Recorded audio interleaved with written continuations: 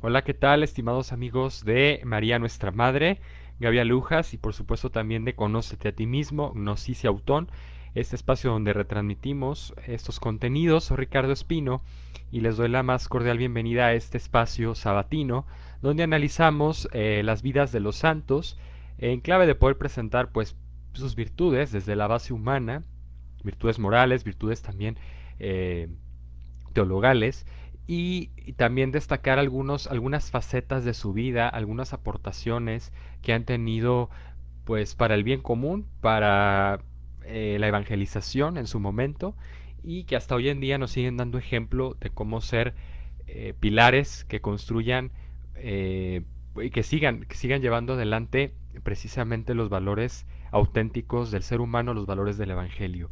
Y bueno, hoy toca el turno a San Ignacio de Loyola, este santo cuya fiesta celebramos el día de ayer, 31 de julio. Y bueno, hoy lo estaremos considerando desde una faceta, desde un aspecto muy interesante que es el discernimiento, ¿verdad? Como viene en el titular de este programa. Y bueno, ¿por qué el discernimiento? Algunos se preguntarán, uy, San Ignacio tiene tantas cosas de las cuales se puede hablar, sí, pero quizá el discernimiento es una de las más características, ¿no? Una de las huellas que él ha dejado en su paso por este mundo, en la iglesia, sí, y en todas las obras que él realizó. Hablamos primeramente, antes de entrar a detalle a considerar su vida, su obra, de lo que es discernir. Si vamos al concepto de discernimiento, como siempre hacemos, ya saben, pues partir de la definición, es decir, qué podemos entender o qué concepto está detrás de este aspecto, de este discernimiento. Pues bueno, hablamos de un discernir como un separar, ¿sí? Un separar, poner de un lado y de otro cada cosa. Y en cualquier situación de la vida, esto lo vamos a poder aplicar a muchas de nuestras realidades cotidianas, porque en cada momento, al ser personas con una voluntad libre, ¿verdad? Estamos así estructurados, estamos hechos de esta manera los seres humanos, pues siempre vamos a estar teniendo que decidir, teniendo que echar mano de nuestra voluntad para tomar decisiones en todas nuestro día a día. Nunca vamos a dejar de, de contar con este aspecto propio de nuestra naturaleza humana en cuanto seres racionales y seres que buscan el bien, ¿no? Y que se conforman al bien. Pues por tanto, discernir entonces se refiere a un separar. ¿Y qué se separa? Bueno, de cada situación que yo vivo, de cada posibilidad que tengo, desde que me levanto en la mañana, ¿verdad? Decir, me levanto, no me levanto, tengo este compromiso, tengo esto que hacer el día de hoy, pero a lo mejor puedo decir, bueno, pues ante algo que a lo mejor no es un compromiso tan importante, pues lo voy dejando de lado, voy postergándolo. Y aquí es donde se aplica el discernimiento, donde yo analizo, bueno, esto es importante, ¿por qué es importante, verdad? Para mí, para los demás, esto que voy a hacer, este proyecto que estoy desarrollando, esta tarea que me corresponde, ¿sí? Esta responsabilidad. Tengo que tomar una postura, discernir es tomar una postura con respecto a algo que tengo proyectado hacer, o que se me ha pedido, que se me ha solicitado, o que yo sé que tengo que hacer. Di, la partícula o el prefijo dis en griego significa separar en dos, bueno, significa dos, ¿verdad? Entonces es un poner como una disyuntiva, una doble posibilidad, ¿sí? O hago esto y qué consecuencias voy a obtener, qué resultados voy a obtener, o hago esto otro, ¿no? Un ejemplo muy claro es, se los pongo de manera gráfica, el de Poncio Pilato. Ustedes recuerdan que cuando a Poncio Pilato le presentan a Jesús para los sumos sacerdotes, el Sanedrín, vamos a decir que conformaba ese juicio inicuo contra nuestro Señor, el momento de la pasión, pues le dicen, te lo hemos traído aquí porque pues él es una amenaza para el Estado, bueno, para nuestro pueblo, nuestra tradición, entonces queremos que lo enjuicies, que lo condenes, ¿no? Y a Pilato se le presenta esa disyuntiva, ¿sí? De decir, bueno, si lo condeno, ¿qué pasa? ¿Qué consecuencias va a tener esto? Hay una escena muy bonita que nos presenta la película, la producción de Mel Gibson de La Pasión de Cristo, donde casi con tintes muy humanos, casi con una sensibilidad muy marcada, muy gráfica, nos presenta un Pilato pues totalmente eh, atemorizado, ¿sí? Como que no logra tener bajo control la situación, porque por un lado dice, bueno, si yo condeno a este hombre, a Jesús, que se declara el Mesías, que se declara el rey de los judíos, pues voy a tener, si lo condeno, en contra a sus discípulos, a sus seguidores, que son bastantes, porque ya había escuchado de él, incluso su misma esposa le advierte, ¿verdad? Que no se meta con ese hombre justo. Bueno, esa es una posibilidad que se le presenta a Pilato. Por otro lado, dice, si no lo condeno, pues el Sanedrín, ¿sí? La casta sacerdotal, el pueblo representado por sus sacerdotes, por sus jerarcas, pues también van a generarme un problema, un conflicto social, porque pueden llamar a la sublevación. Y en cualquier de las dos posibilidades, pues tengo encima la mirada, ¿verdad? El lente de César Augusto.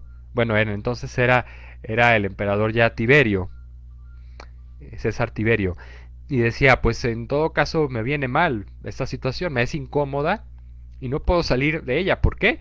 Porque de una u otra manera, como lo vea, si hago una cosa, lo condeno o no lo condeno, me va mal. Pero aquí, ¿qué pasa? Que Pilato no tiene quizá los suficientes elementos, no reflexiona profundamente sobre lo que su misma esposa le quiere decir. Si recuerdan, esta escena es muy bonita porque entablan un diálogo donde Pilato quiere saber qué es eso de la verdad, esa pues interpelación que le hace Jesús y que le genera una inquietud, ¿no? Entonces, vemos que aquí este discernimiento se aplica en el caso cuando nosotros tenemos que tomar una decisión. Tenemos dos posibilidades, dos panoramas distintos. Y siempre en nuestra vida vamos a tener esa especie de dualidad. Hago una cosa y estos son los resultados. O no la hago, la omito, ¿verdad? Y estos son los otros resultados. Bueno, entonces discernir significa una división, una dualidad en la posibilidad de mis decisiones y de sus consecuencias, pero también que me permite a mí hacer como una reflexión. ¿Sí? No solamente quedarme en el aspecto, ya sé lo que va a pasar, sino tratar de definir bien, bueno, ¿qué alcance tiene esta decisión si la tomo, ¿verdad? Pilato, condenar a Jesús o perdonarlo. No lograba vislumbrar más allá porque su visión estaba, su horizonte estaba totalmente limitado por el aspecto de la amenaza, ¿no? Tenía él una función que cumplir como procurador de Judea, de llevar a cabo pues un gobierno, una administración con orden, con mano dura, ¿sí? Que no se le saliera al pueblo, sus subyugados, de control. Entonces Pilato por eso se ve como avasallado, superado eh, bastante por esta situación, pero no logra entender aquello que le dice Jesús de abrir su corazón, abrir su mente, su inteligencia a la verdad. Tratar de descubrir quién es Él, qué representa Jesús, más allá de un simple hombre, un simple mortal que está en medio de un conflicto, de una polémica, ¿verdad? Pilato no ve más allá, se deja llevar por sus temores y visualiza así una serie de condiciones de posibilidad que la sublevación sea de los discípulos o la sublevación del pueblo, de los sacerdotes que estaban en contra de Cristo o del mismo César, ¿no? Que podía llegar incluso a cortarle la cabeza si se equivocaba, si no acertaba en la decisión del buen gobierno. Pero se maneja por temores, por idílicos, es decir, cosas que no están todavía hechas una realidad. Y Jesús le invita precisamente a confiar, a escarbar dentro de sí, a reflexionar para llegar a la verdad en sí mismo, su misión y lo que Cristo le propone. Entonces es aquí donde San Ignacio de Loyola, para volver ahora sí al tema, va a hablar del discernimiento como esa capacidad y esa constante, eh, vamos a decir una constante que hay en nuestro libre albedrío, en nuestra voluntad libre como seres humanos y nuestra capacidad de decidir que va a estar siempre presente como un factor decisivo, porque siempre vamos a tener que discernir. Cernere en latín, además del prefijo dis, que ya dije, ¿verdad? Que es como división en dos, dualidad, implica cernere como filtrar, ¿sí? Como cuando estamos cocinando y queremos filtrar lo sólido, digo, el líquido del sólido, ¿verdad? Un caldo de pollo, lo que ustedes quieran.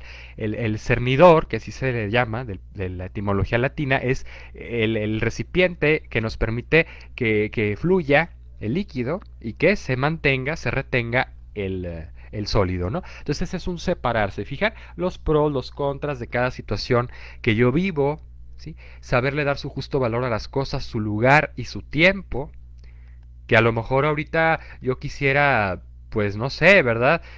Tengo tiempo libre, ya terminó la escuela, ya terminó, tengo unas vacaciones, y a lo mejor yo quisiera, pues, pues no sé, realizar muchas cosas, ¿verdad? El aire libre, en compañía de mucha gente, pero ante esta situación pues me veo limitado porque pues la pandemia, ¿verdad? La contingencia y la autoridad nos está pidiendo, nos está exigiendo que guardemos una serie de prescripciones, de restricciones para el bienestar el bien sanitario.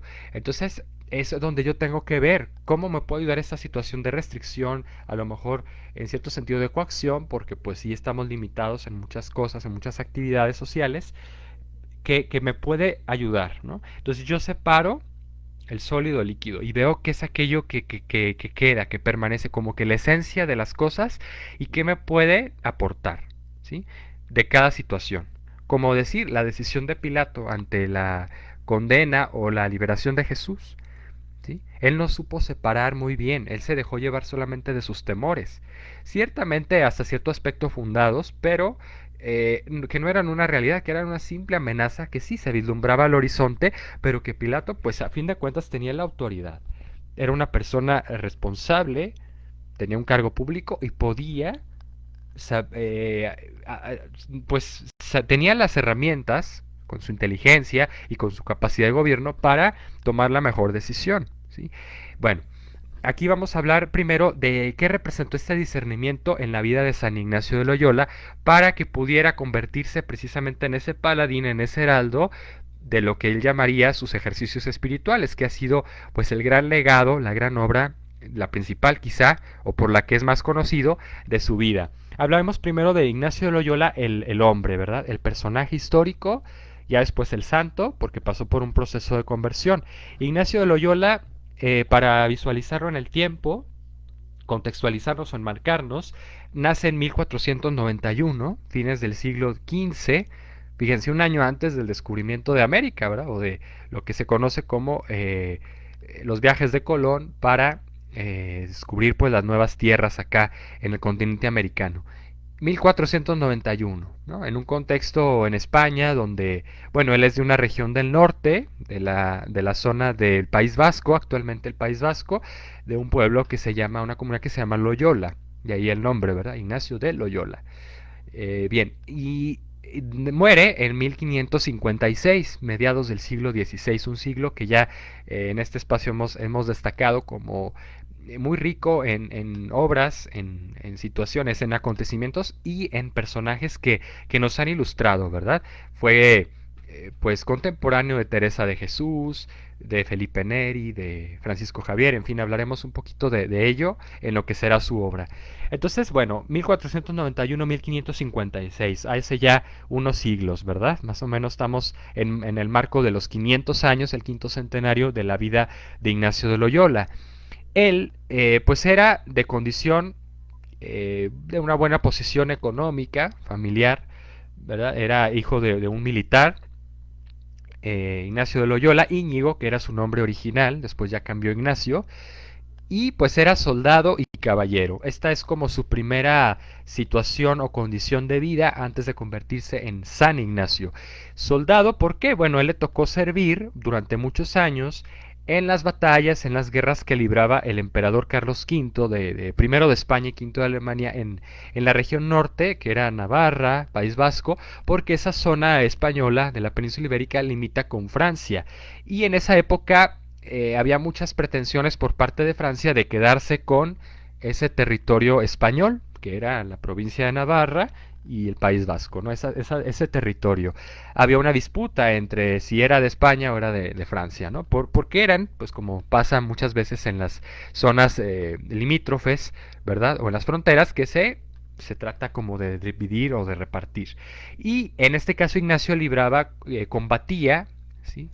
Ejercía la carrera militar al servicio de las huestes o los ejércitos, ¿verdad? De Carlos V, Carlos I de España, en contra de los franceses. Entonces él primero pues tuvo que llevar una vida pues como de un militar, ¿verdad? ¿Por qué no decirlo? Una vida también muy disciplinada, de servicio, de disponibilidad, de sacrificio también, tenía que separarse mucho de la familia, pero también se entregaba a una vida pues un tanto licenciosa de seguir un poquito pues las pasiones, ¿verdad? Eh, pues buscaba ahí compañeras, mujeres que le ayudaran en su soledad, en esas horas pues un tanto diríamos aciagas, ¿verdad? En que pues el combate, la invasión, etcétera, pues sí suponía también para él un estado de nerviosismo, un estado de intranquilidad y necesitaba como un sosiego. Entonces se rodeaba de amigos, iban a la taberna, ¿verdad? Lo que llamaríamos hoy el bar, pues ahí jugaba, pues se divertía un poco y luego llegaban las chicas, etcétera. Bueno, tenía un poquito Ignacio, además de su disciplina como militar, esos atenuantes, ¿verdad? Vamos a decir esas, pues, preferencias para poder sobrellevar esa carga, esa responsabilidad que suponía ser un comandante, porque era comandante también de esos ejércitos. Entonces se entregó también a una vida, por un lado, de disciplina, pero por otro lado, un tanto, pues, de placer, de pues de diversiones muy pasajeras y eso fue dejando en el alma de Ignacio pues una huella, una impronta, ¿verdad? Diríamos, lo fue como desgastando hasta cierto punto. Él empezó, precisamente ahí inicias lo que se llama discernimiento, ¿verdad? Empezó él a separar, ¿verdad? A distinguir una cosa de la otra, de cada situación que vivía y a decir, qué bueno, qué bien me está dejando esto. ¿Qué peso está teniendo en mi vida, en mi alma, en mi corazón, estas experiencias, estas vivencias? Y que simplemente es algo que pasa, que me deja como un sinsabor o una especie de, pues sí, de insatisfacción en mi vida. Y fueron precisamente esos derroteros por los que acostumbraba a ir. Era un caballero porque era una persona, ya lo decíamos, soldado y caballero, que le interesaban muchísimo y estaba muy identificado con los ideales caballerescos de su época. Recordemos que en 1491, 1556, bueno, más o menos esas fechas todavía Europa atravesaba por una transición entre la Edad Media y la época moderna. ¿Sí? Entonces todavía predominaban mucho las visiones, los ideales de tipo caballeresco, ¿verdad? Del caballero que sirve a su señor, a su rey, y que entrega la vida y que ama a una mujer muy hermosa, ¿verdad? O la rescata. Eran como esos ideales que se cantaban, se, se establecían a través de la misma literatura, de los cantares, ¿verdad? De los poemas, de la tradición. Entonces era una persona que vivía muy en la sintonía con esos ideales nobles, del señor noble, del señor todavía feudal, no tanto el comerciante, la persona que genera una propiedad eh, suya, ¿verdad? Vamos a decir que siempre está al servicio de alguien más. Entonces todavía nos faltaba llegar como a esa transición. Y para Ignacio esto supuso pues entonces una vivencia muy asidua de la lealtad, ¿sí? A su señor, ¿verdad? A sus tierras, el servicio, ¿sí?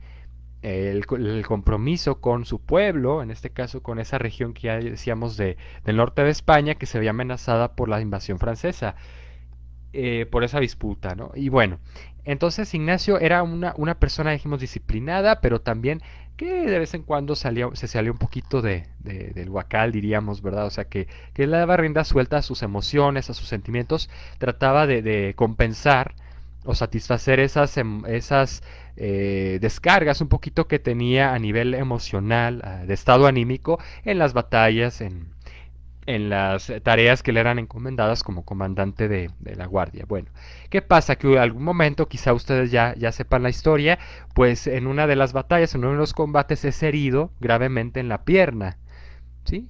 Por un cañón, por un cañonazo, una bala. Entonces, pues es herido, derribado y pues se ve obligado a guardar reposo primero, ¿verdad? Pues ya lo tienen que tratar, la pierna no le queda igual porque le tienen que cortar una parte, queda un tanto cojo, ¿verdad? Y Y pues entonces pasa mucho tiempo en reposo, en recuperación. Es un periodo como esta cuarentena, ¿verdad? Que ya de por sí se nos ha alargado bastante. Bueno, pongámonos un poquito en los zapatos, en la mente y en la situación que vivió San Ignacio también. Una larga espera, un estado de quietud, cuando él estaba acostumbrado pues a ir de aquí para allá, a comandar, a dar órdenes, etcétera. Y ahora tiene que permanecer pues ante las prescripciones médicas, ¿verdad?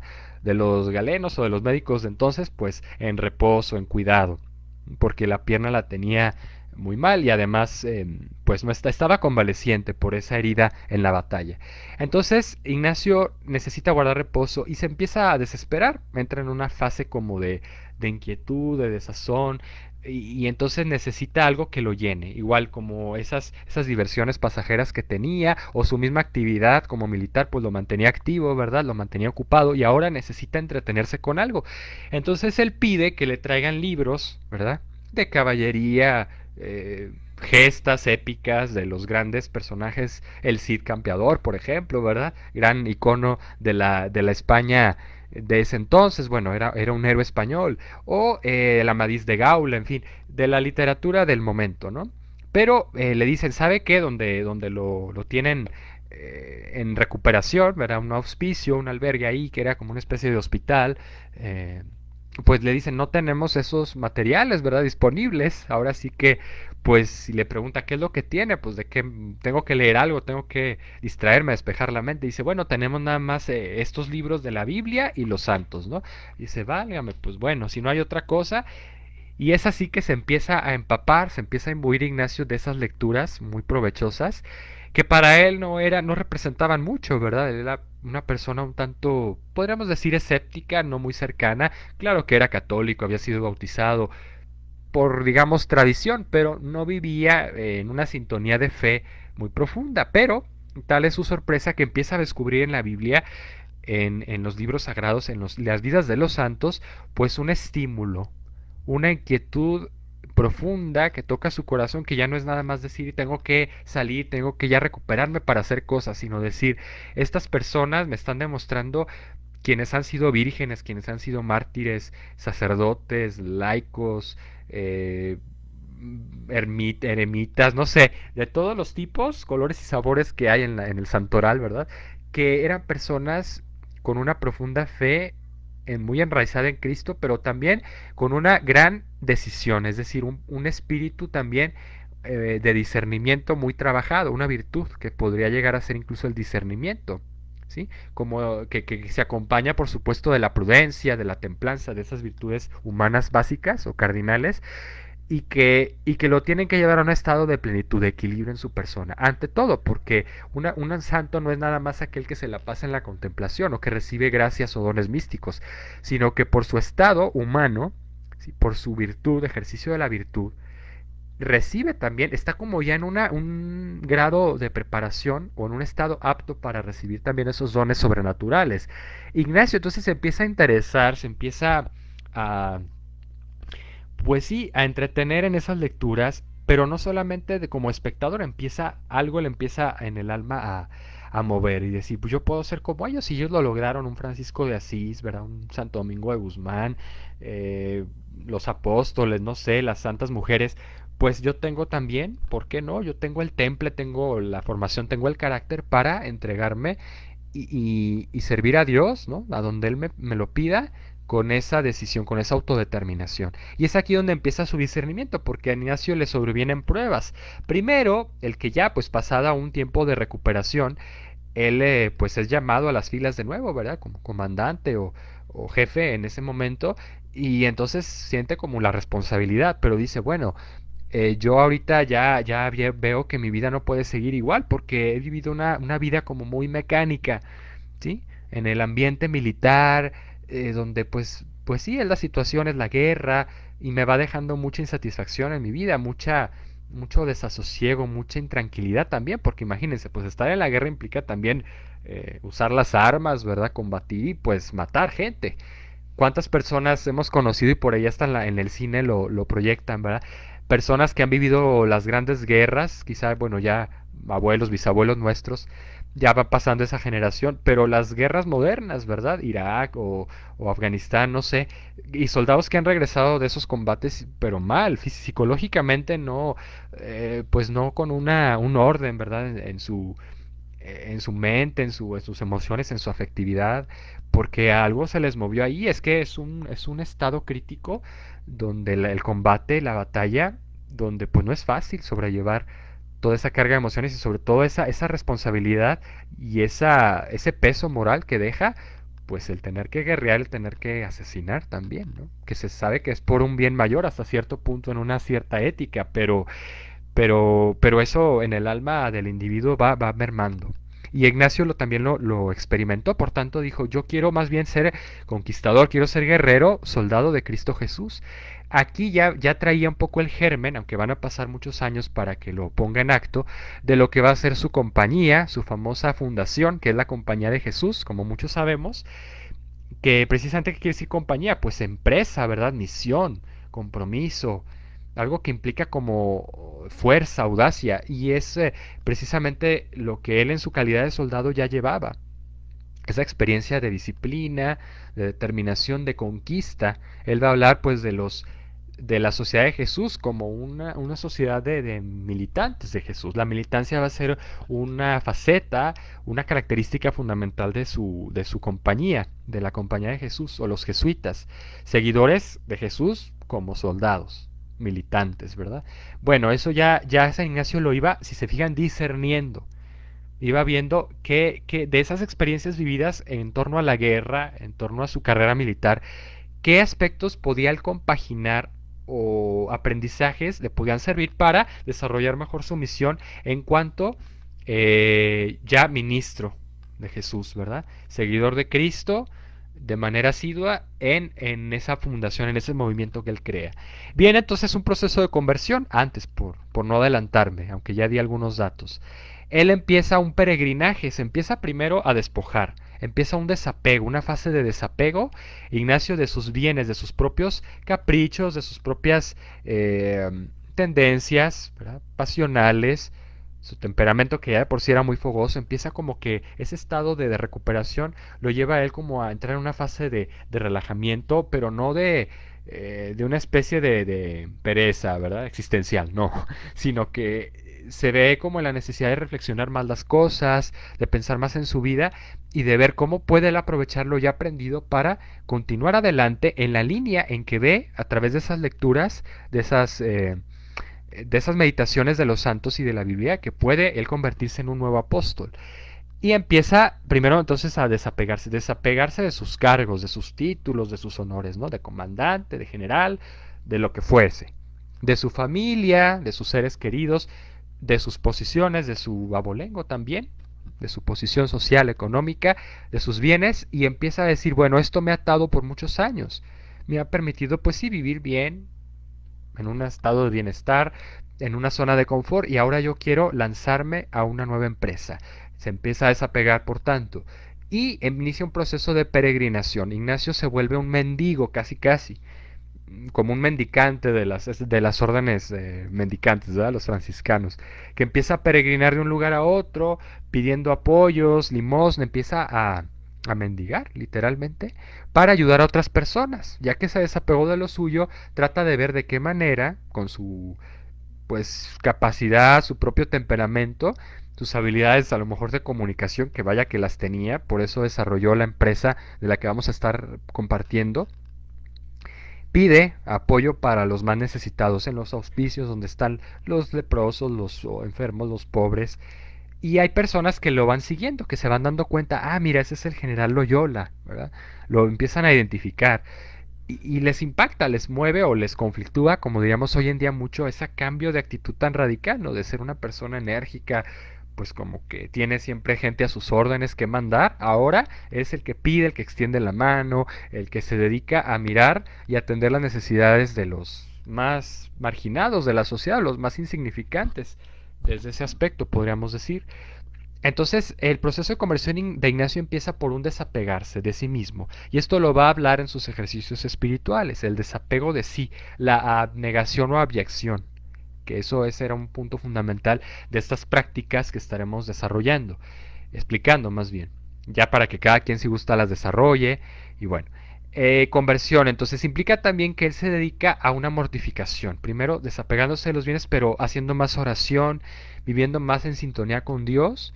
No se trata de una persona que simplemente se alienó, ¿verdad? Como lo dirían los socialistas, alienación en clave material de dedicarse a lo espiritual y rechazar todo lo mundano, todas las ocupaciones, responsabilidades materiales. No, se trató de una posición en la que tomó Ignacio de desapego muy profundo, pero sobre todo de su egoísmo, de su persona, que estaba también muy anclado en las cosas materiales, en los títulos, los bienes, los cargos. Podríamos decir cuántos de nosotros vivimos a veces de eso, ¿no?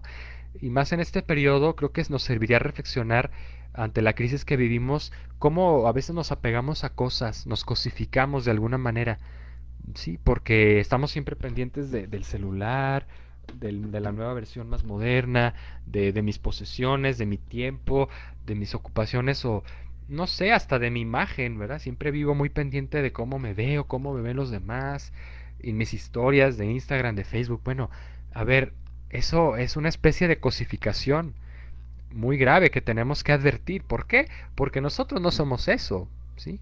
Podremos dar una impresión, compartir, ¿por qué no? Y para eso sirven también las redes sociales, experiencias buenas, aprendizajes, hasta gustos que me doy por ahí, vacaciones, lo que sea, pero que no pretenda que eso me va a hacer feliz o que me vaya a hacer ser precisamente, ¿verdad? Que lo que aparenta sea lo que me defina como persona. No, es simplemente un espejo, un reflejo, pero que en la mayor parte debe reflejar lo que llevo dentro. ¿Sí? Debe ser una consecuencia de lo que yo vivo desde acá y auténtica. Ignacio entonces empieza a comprender eso, que no debe vivir para las apariencias. Se entrega por tanto esa vida a ese proceso de mendigar, de atender a las necesidades de los más pobres, de los más ínfimos, y después comienza a peregrinar a los grandes santuarios de la cristiandad, en aquel entonces, la que todavía se llamaba cristiandad, era el imperio de Carlos V. Bueno, va a Jerusalén, peregrina a Jerusalén, pero antes pasa por Montserrat, un santuario que está allá en Cataluña, en España, ¿verdad? Va a Montserrat, va a otras partes, va a Roma, por supuesto, a la Basílica de San Pedro. Bueno, como nosotros hoy diríamos, ¿verdad? Cuando recibo una gracia, un favor o quiero pues hacer un ejercicio espiritual, pues a lo mejor me voy al templo, a la iglesia, a rezar, a orar, o a la Villa de Guadalupe, yo qué sé, ¿verdad? Tenemos cada quien a lo mejor esas ya tradiciones muy arraigadas. Ignacio, para él era algo nuevo, no lo había experimentado y lo empieza a vivir, pero de una manera muy profunda, onerosa hasta cierto punto. Oneroso quiere decir que le va pesando, que le va dejando una marca, una huella, va calando en su alma. Y es aquí cuando empieza él a recibir esa luz, esa inspiración de Dios, también por sus mismas actitudes de los ejercicios espirituales, que finalmente son el camino que él va recorriendo. Ya sabemos entonces, primero es un reconocerme criatura, ya vamos a entrar a explicarlo si les parece, la naturaleza en tres partes, naturaleza, método y efectos de los ejercicios espirituales. Bueno, naturaleza, ¿qué es, no? ¿Cuál es la esencia? Lo que define los ejercicios espirituales. ¿En qué consisten? Bueno, es un proceso de desapego de sí. San Ignacio se ilustró o se dejó iluminar por esa tesis o esa visión que defiende San Agustín en su libro, en su tratado moral, filosófico y moral sobre la ciudad de Dios. Si no lo han leído, se lo recomiendo muchísimo porque él arroja una visión, San Agustín, de su época, su momento histórico en que Roma cae, las instituciones, la moral, las costumbres, todo, y entran los bárbaros, invaden los bárbaros los territorios de la antigua Roma y se genera un cambio, una convulsión social muy drástica y donde a veces parece que pues la fe no existe o que se ha apagado. Bueno, Ignacio entonces dice, ¿qué me enseña Agustín? Bueno, que hay dos visiones o dos posibilidades. Dos, ya lo decíamos, ¿se acuerdan? Disyuntivas en mi de dos, discernimiento. ¿Cómo voy a filtrar? ¿Cómo voy a rescatar yo los aprendizajes? ¿Sí? Los pros y los contras de las experiencias que vivo. Y en este caso hablamos de la tesis de San Agustín refiere que dos amores hicieron dos ciudades, o sea, el amor de Dios hasta el desprecio de sí mismo y el amor de sí mismo hasta el desprecio de Dios. Podríamos decir que es al revés muchas veces, ¿no? Partimos de un amor, de una obsesión, un narcisismo tal hacia nuestra vida, nuestra sensibilidad, nuestras preferencias o caprichos, que nos olvidamos totalmente de Dios, de su palabra, de su amor, de su mensaje, y nos centramos tanto en nuestra burbujita que nos perdemos. Y construimos precisamente una ciudad, así la llama Agustín, la ciudad del pecado. Una estructura de pecado tal donde ya no entra Dios, donde ni siquiera se asoma o se vislumbra Dios. Por otro lado está la ciudad de la Jerusalén celeste, ¿verdad? La ciudad de Dios, que esa es la tesis a la que, o la síntesis a la que va a llegar Agustín, cuando el hombre se da cuenta de que en sí mismo no se basta, ni con su razón, ni con sus capacidades, ni solo dejándose llevar de sus pasiones, de sus caprichos, sino viendo siempre a Dios y al Dios vivo, encarnado, que también se hace presente en los demás. Por tanto, una persona que dice amar a Dios, que se despoja de sí mismo para servir a Dios, tiene que encontrarlo en los demás, en la gente que le rodea, su misma familia, su núcleo más cercano y después la gente a la que le toque servir, ¿verdad? Cuando trabaje, cuando se desempeñe de cualquier manera en la sociedad. Ignacio entonces comprende esa situación, esa disyuntiva del hombre que se centra tanto en sí mismo, que se olvida de Dios, y del hombre que se da cuenta de que en sí mismo no es nada y que vuelve a Dios. Esa es la tesis, esa es la dinámica que va a trabajar él en sus ejercicios. Reconoce que primero somos criaturas hechas a imagen y semejanza de Dios. Ese es el primer paso, el primer ambiente o ámbito de sus ejercicios espirituales. Darse cuenta de que todo nos ha sido dado por Dios.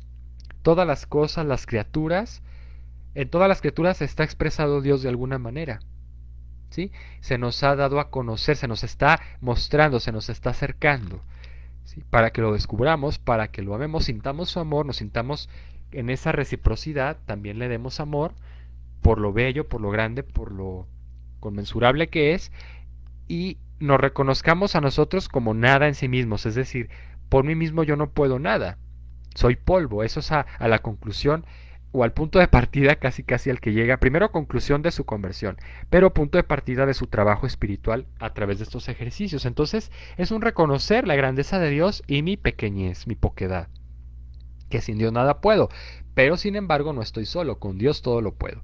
Y es aquí donde empieza un método, una metodología, si lo queremos llamar así, o un proceso por el cual Ignacio reconoce que debe volver a Dios. ¿Sí? Santo Tomás de Aquino así lo refiere también en su Suma Teológica, en sus tratados de filosofía y teología, cuando habla de la inteligencia y la voluntad, que están hechos para el bien, para conocer la verdad que está en Dios y el bien supremo que es Dios, el dador de todas las cosas, de todos los bienes en todas sus escalas y grados, ¿no? Pero que tiene primero que salir de Dios, o sea, es una salida de Dios, que Dios le da todo, y un regreso. El hombre debe buscar la manera con la ética, con las virtudes, de volver a Dios. Y ese es el proceso que, si se fijan, no se lo inventa del todo San Ignacio, ya está dado de alguna manera en la teología, en la filosofía, en la tradición cristiana, pero que él lo aplica de una manera muy interesante, y es lograr un método eficaz, virtuoso, consistente, ¿verdad? Bien gradual, para volver a Dios a través, primero, de reconocer su grandeza. Después, reconocer mi pequeñez y decir, bueno, hacer como una especie de análisis. Es aquí la fase de diagnóstico a la que ya nos hemos referido por ahí, ¿verdad? O que quizá muchos de ustedes han trabajado, que es el FODA. Reconocer aquellos puntos que me hacen fuerte, aquellas cualidades que a lo mejor yo tengo, de las que Dios me ha dotado, esos dones, esas gracias, irlas repasando, ¿verdad? En mi vida, desde la propia vida, desde la propia salud, que ya de por sí es una fortaleza enorme, porque quien que tenga vida y tenga salud no puede hacer el bien, ¿verdad? Muchas veces lo utilizamos al contrario. Pero bueno, es reconocer en esa fase los dones que Dios me ha dado para empezar a utilizarlos y decir cómo voy a valerme de estas cualidades para darle cuentas a Dios de los dones que me ha dado, como esa nos lo refiere esa parábola, perdón, de los talentos, ¿sí? Ignacio también utiliza muchas de los textos bíblicos, como esta parábola a la que me he referido, sobre todo muy en clave evangélica, para ilustrar la vida del hombre, cómo el hombre va recibiendo cosas y tiene que ponerlas a trabajar, a desarrollar y a fructificar. Y ese es el proceso, un proceso de reconocer primero mi realidad, diagnóstico, grafoda, mis fortalezas, mis cualidades, las áreas de oportunidad, las áreas donde me veo más débil, mis pecados. Es una fase también importante de los ejercicios espirituales donde yo empiezo a identificar actitudes mías, hábitos quizá no muy virtuosos, ¿verdad? Al contrario, perniciosos que yo tengo que me están orillando a un estado de estancamiento espiritual, de, de, de tibieza, de pasividad a lo mejor, ¿no? Pues no hago el mal, ¿verdad? Activamente no mato, no robo, no critico. Bueno, criticar a veces está muy al alcance de... se dice fácil, pero ¿cuántas veces no hablamos mal de la gente? O nos ponemos nada más a señalar errores. Entonces descubrir esas debilidades también, o esas amenazas, esas situaciones a veces propias de mí, hábitos malos, negativos, que ya voy cosechando y que no me permiten mejorar en la vida, no me permiten hacer una opción por el bien. La opción por el bien, San Ignacio la plantea así como lo hizo Agustín en su ciudad de Dios. Las dos ciudades, ¿se acuerdan? La ciudad de Dios y la ciudad del hombre, del pecado. Ignacio lo llama en sus escritos las dos banderas. Es una meditación que se llama las dos banderas. Dos caminos, si se fijan es la misma tesis. Dos caminos, una disyuntiva que tiene el hombre en su vida, que es permanente, persistente y constante, porque siempre estamos tomando decisiones. Ya les decía desde que nos levantamos. ¿Por qué levantarme? ¿Qué tengo que hacer? ¿Cómo lo voy a hacer? ¿Qué tiempo le voy a dedicar a cada cosa? Tiempo, atención, energía, ¿verdad? Ese es el método, ¿se fijan? Reconocer con qué herramientas cuento y qué aspectos tengo más débiles, qué hábitos de pecado, qué situaciones tengo que mover por ahí. Los efectos, vamos ahora a los efectos porque el tiempo apremia. ¿Qué consecuencias trae? Y lo vamos a ver ejemplificado en la vida de Ignacio, este camino de purificación, que es un camino de enriquecimiento espiritual, los ejercicios espirituales. Efectos. Para Ignacio, ¿qué supuso esto? Dar un giro de 180 grados a su vida. Él no se quedó nada más con decir, bueno, pues me voy a dedicar ahora a la vida de mendicando pues atendiendo a los más necesitados. No, él se sentía con una responsabilidad tal porque se sabía dotado de muchas capacidades, de muchas cualidades y sabía que Dios le pedía llegar a más, llegar a conquistar, ahora sí que como buen militar, ya de base, de por sí, ahora en una dimensión nueva, espiritual para el Evangelio, almas para Cristo. De ahí que la famosa frase de los jesuitas, ¿no? Por el reino de Cristo. Todo lo hacen por el reino de Cristo a la gloria de Dios. Ese es su lema, ¿sí? Esto yo también lo pude vivir porque estuve en una congregación religiosa muy similar a los jesuitas, bueno, los legionarios de Cristo, que está también tanto inspirada en la compañía de Jesús, ya en la época moderna, donde ellos buscan pues vivir las virtudes de una manera como soldado, ¿verdad? Militante. Y esto te va generando una disciplina muy interesante. Te va forjando en hábitos buenos, constantes, ¿verdad? Esto yo lo agradezco muchísimo porque a mis formadores, a mis compañeros y a todos esos 10 años que tuve de formación en la congregación, porque me siento como un parte, siento que compartí un poco la vida o la experiencia de San Ignacio. Y bueno, ¿esto para qué sirve? Para que cuando tú te halles en otro escenario, pues aprendas a emplear esas bases, esas virtudes, esos hábitos en cualquier circunstancia, ¿verdad? En el trabajo, que me cambian de trabajo y es muy fácil que yo me acostumbre a una rutina, a un horario, pero ahora tengo que cambiar el chip, tengo que cambiar el ambiente, los compañeros, el jefe y todo, y cómo voy a conducirme, ¿verdad? ¿Cómo me van a ver a mí que si llego puntual o si me vale o porque ya ascendí de puesto, porque estoy en una situación más cómoda, pues me permito, me doy una serie de licencias, ¿verdad? De márgenes por ahí. Ignacio dice, no, cuando ya el alma pasa por ese proceso de salida, que reconoce que ha venido de Dios y a Dios debe volver, a Dios debe rendirle cuentas, se necesita que haya un impacto en la vida. ¿Y cómo lo demuestra Ignacio? A través del diseño de un programa de vida. Ignacio dice, no basta con decir quiero cambiar, quiero ser bueno. Ahora sí, ya estoy con toda la energía espiritual, si se puede decir, ¿verdad? Con toda la iluminación, la conciencia clara, voy a ser bueno. No, tengo que poner los medios, como dice la misma metodología. ¿Qué aspectos voy a trabajar? Ignacio era muy metódico en cuanto militar, entonces habla de una estrategia. Para él los ejercicios espirituales vienen abonados o vienen confeccionados por una estrategia muy definida. De decir, tengo que encontrar, además de ya que hice mi diagnóstico de mis debilidades, de mis fortalezas y todo lo demás, tengo que ver qué medios voy a poner, medios espirituales de la gracia, los sacramentos, para empezar, al nivel más alto, y luego qué medios humanos normales, seculares, voy a implementar para acrisolarme, para fortalecerme en las virtudes, que las virtudes no son otra cosa que hábitos buenos de la voluntad, así se definen, que me van a llevar al bien, a una mayor decisión en el bien, que lo que haga siempre sea para forjarme mejor como persona y ayudar más a los demás, ¿no? Entonces ese es el discernimiento, queridos amigos, un proceso que, bueno, se dice fácil, parece como de instructivo, pero que a la hora de irlo aplicando, fíjense, nosotros cómo le hacíamos, hablo por mi experiencia en la congregación. Después de los 8 días de ejercicios, bueno, durante los 4 días últimos, ¿sí? De la mitad para adelante, ya cuando hacíamos un buen examen de conciencia y una confesión profunda, que era anual más o menos, algo así me acuerdo, que recordábamos todas esas faltas, esos vicios, esos pecados que habían estado ahí deteniéndonos en la pasividad o en la ligereza o en la, pues sí, en la falta de virtud. Y ahora se trataba de abonar, de poner sobre la mesa en un programa mensual con objetivos claros.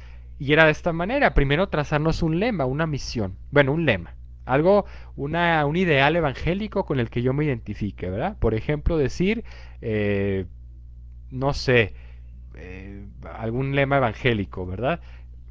El que el que se enaltece será humillado, o el que se humilla será enaltecido, por ejemplo, ¿verdad? Hablando de la virtud de la humildad, si yo sé que soy una persona pues vanidosa, que siempre está pendiente del qué dirán los demás, pues ponerme ese lema, ese consejo evangélico ahí en la mira, en el horizonte, para saber cuál es mi norte, como una brújula, ¿verdad? Decir, yo quiero llegar a ese ideal, ese es el lema, el ideal. Luego viene la misión, ¿sí? La misión, ¿qué estoy llamado a hacer? ¿Qué quiero lograr? Pues ejercitarme en la virtud de la humildad, ser una persona que se sepa reconocer como es, sin afán de pretensiones y tampoco sin una falsa humildad, ¿verdad? Que se muestre transparente a los demás, que sea simple, que sea, no se complique tanto, no trate de aparentar, no trate de quedar siempre bien, que sea diáfana. Bueno, esa podría ser la misión y después ya voy derivando, destacando los aspectos más específicos, objetivos por área. Ya habiendo hecho mi FODA, mi análisis, ¿verdad? Debilidades, fortalezas, yo tengo esta virtud o yo tengo esta herramienta que me puede servir para lograr la humildad. A lo mejor decir, bueno, pues yo sé que soy bueno en esto. Entonces, para, no sé, soy bueno para hablar o soy bueno para escribir, ¿sí? ¿Cómo voy a emplear esa cualidad, ese talento que Dios me da para enfocarlo en el bien? Que en vez de que sea una ocasión de pecado, de vanidad, de narcisismo, de decir, estoy obsesionado con hacer lo mejor y lo más perfectamente en mi trabajo para que me aplaudan, para que me reconozcan, voy a decir, no, voy a dedicarme a escribir artículos sobre un tema que hoy en día pues llama la atención o que es necesario para defender una causa, ¿sí? O para informar a la gente simplemente. Entonces, tratar de darle la vuelta o el giro a las cosas, ¿verdad? Ese es el discernimiento, ¿se fijan? Poner el filtro, el cernidor, para que escape lo malo, a lo mejor de una cualidad, de un talento que me puede llevar también al egoísmo, a enfrascarme, a encapsularme en mí mismo, en mi propio yo, y no salir a servir a los demás. Entonces, discernir, ¿se fijan? Y cada decisión que hacemos en la vida nos tiene que llevar a eso. Bueno, creo que ya he ahondado mucho, a lo mejor habiendo hecho este recorrido, quiero nada más destacar o puntualizar qué supuso para Ignacio ahora sí en lo concreto, ¿verdad? En la práctica este proceso. Bueno, Ignacio, ya para destacar, se va peregrinando, ya dijimos, va mendigando, pero va haciendo mortificación, va haciendo estos ejercicios, estas reflexiones de virtud. Bueno, se va después a París porque, bueno, a Salamanca primero. En Salamanca sostiene una serie de debates donde pues se le acusa los inquisidores en aquella época, la Inquisición, y las autoridades eclesiásticas y académicas de la universidad, que Salamanca era una universidad muy prestigiada entonces, ahí tuve la oportunidad yo de estudiar, por cierto, lo sigue siendo prestigiosa, pero bueno, tuvo mucho peso entonces en España y en Europa. Salamanca, el inquisidor y los directivos llaman a Ignacio a cuentas y le dicen, oye, hemos visto que estás predicando por ahí este método, estos ejercicios, nos parecen un tanto arriesgados, nos parecen muy intensos o muy pues exagerados, entonces, a ver, defiéndenos, ¿no? lo ponen a prueba, lo ponen como que entre la espada y la pared para que argumente, para que logre convencer de que son una buena opción, son hasta un estilo de vida que se va a convertir después en un procedimiento, en un método para su misma fundación, que es la Compañía de Jesús. Ignacio pasa por muchas pruebas, incomprensiones, también se va haciendo de adeptos, de gente que lo apoya, de gente que quiere apoyarse, que quiere, ya repetí la palabra, ¿verdad? Que quiere servirse de esta práctica, este ejercicio espiritual, y lo va aprovechando, pero otros pues se ven un tanto escépticos, ¿no? Inclusive envidiosos de este progreso en cuanto a Ignacio de Loyola. Ignacio después ya pasaba esta prueba, aprobado este método, este plan por los académicos de Salamanca, se dirige a París, donde pues es motivado a enseñar su mismo método, ¿sí? A los estudiantes de aquella época. Entre ellos pues está Pedro Fabro, Salmerón y Francisco Javier, estos personajes con los cuales constituye la Compañía de Jesús. Bueno, y ya después a lo mejor conocerán la historia. Ignacio va llevando no solo este método, sino todo un estilo de vida a través de la congregación de los jesuitas por el mundo, va predicando, va evangelizando. A Ignacio le interesa mucho que sus religiosos, sus seguidores, bueno, seguidores de Cristo, por eso se llaman jesuitas, se forjen en la virtud, que utilicen este método, lo enseñan a los demás para cristificarse más, para hacerse más parecidos a Cristo, pero les instruye en una militancia. Y ya decíamos, y con esto concluyo, todo lo que vamos aprendiendo en nuestra vida nos tiene que aprovechar para el bien. Como dice Pablo, ¿verdad? Nada hay en balde, o sea, todo debe contribuir al bien para los que aman a Dios, para los que tienen esa misión de servir al Señor. Todas, hasta las experiencias malas, una frustración en un proyecto, una enfermedad, simplemente que las cosas no avancen, inclusive, ¿verdad? Nos forjan la paciencia y la perseverancia. Les comparto, yo por ahí tengo unos proyectos que ahora con la pandemia, pues estamos ahí viendo de qué manera los acomodamos, ¿verdad? De manera virtual, porque pues no hay forma ahorita de reunir a la gente en eventos así, aunque idealmente así estaba pensado. Entonces, ir aprendiendo de esas experiencias lecciones de vida. Eso también es parte de una adecuada práctica de los ejercicios. Ignacio después pues lleva su fundación, su compañía a muchos países, genera apóstoles, misioneros como Francisco Javier, que se van hasta Oriente extremo, hasta lo que son realmente India y China, Japón, para evangelizar, para llevar el mensaje de Cristo a nuevos interlocutores, con un desafío tal que pues imagínense, no hablaban ni la lengua los europeos de los chinos, ¿no? Francisco Javier tuvo que aprender ahí las costumbres, las tradiciones, para ir permeando en la cultura, ir dejando el mensaje. Y además, pues valiéndose de todas sus habilidades como orador, porque era un orador, era un humanista, era un filósofo, era una persona que se había preparado en las ciencias para hacer más atractivo y más convincente a la razón el mensaje de Cristo. Bueno, esto aprendemos de Ignacio, el discernimiento, el saber derivar, el saber filtrar, ¿verdad? Los pros, los contras de todas las situaciones, saberle dar su justo valor a las cosas y aprovechar siempre, aprovechar de veras toda situación que se cruce o que se nos presente. Les agradezco el favor de su atención, espero no haber sido muy denso en esto y ojalá nos sirva de provecho para reflexionar, para pues seguir aplicando estas enseñanzas de los santos, de los grandes hombres de los tiempos en nuestra vida. Les agradezco el favor de su atención nuevamente y nos estamos viendo en la próxima semana con otro tema. Gracias a mi amiga Gaby Lujas, a todos los que nos estén sintonizando por su atención.